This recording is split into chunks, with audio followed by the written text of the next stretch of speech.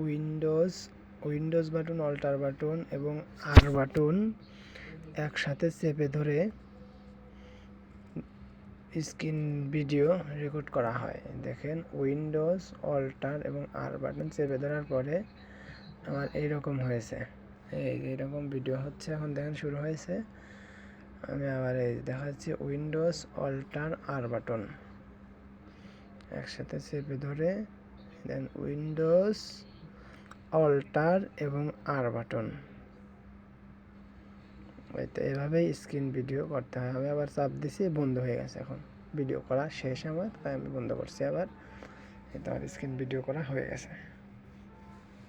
এটা আপনারা সবাই বুঝতেই পারছেন, স্ক্রিন ভিডিও করা শেষ।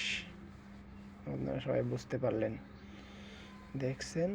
অবশ্যই উইন্ডোজ, অল্টার প্লাস আর বাটন একসাথে চেপে ধরেই